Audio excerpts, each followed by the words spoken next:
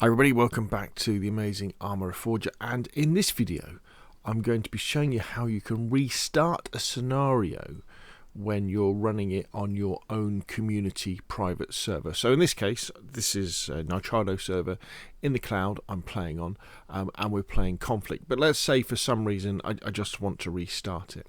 Well, first things first, you need to be the admin of your particular server and logged in. And if you're not familiar with this, on your Nitrado control panel, and you go to the general settings, you'll have the option to set a server password and an admin password that you can, well, you can't see here, but I've got it anyway. So once you've set that and you've restarted your server, when you use / and then go #login and then put in probably not in capital lock actually, #login,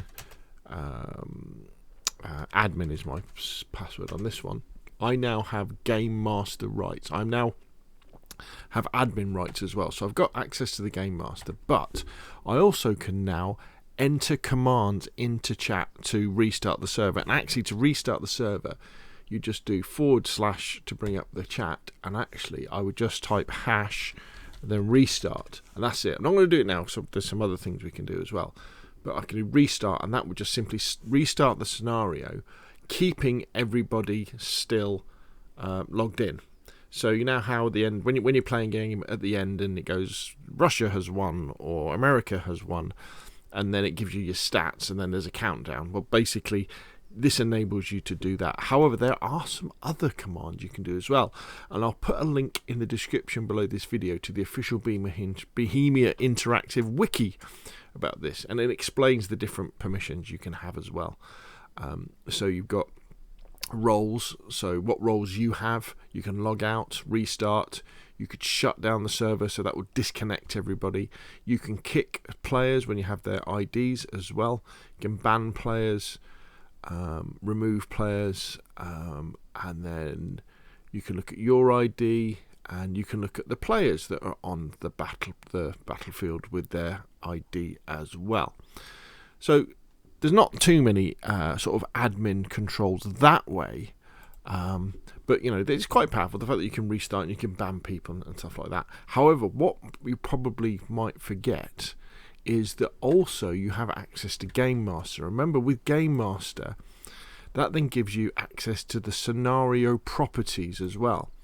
So if we go into scenario properties and we look at the game, we've got some really powerful stuff here as well. So we've got global supply usage, so we can disable this so that things just don't cost anything, which is very, very good. I guess disable respawn, so I guess that's just be a case of having a almost like a hardcore version that you could have a limited number of players. You could do that near the end of a game, couldn't you, just to finish it off. Spawn supply cost multiplier, so you can make things cost more or less. Whether people are allowed to spawn near radio operators or not, which is interesting. So generally the default is no, and instead you have to deploy the radio. So for a while what they tried in Arma Reforger was the fact that if someone had the backpack radio on in your squad, you could just simply spawn near them, but they found that a little bit OP. So now what has to happen is you have to deploy the radio, so the radio operator takes it off, puts it on the ground, or you drop it on the ground, then you deploy it, and then it has a certain number of supplies in there, and it takes 100 supplies, I think it has, and it takes 20 supplies to spawn someone in, and you've got a counter for that as well. So you could turn that on, turn that off. You would have a much faster game in terms of being able to spawn on radio operators if it is allowed. A bit like Hell Let Loose kind of sort of does it like that, kind of. And then with the deployable radios, if you allow them, then you can. The default is to have supplies, but you could have it unlimited. So as long as someone's deployed a radio, people can respawn there as many times as they like, as long as they're in the same squad, or a fixed amount.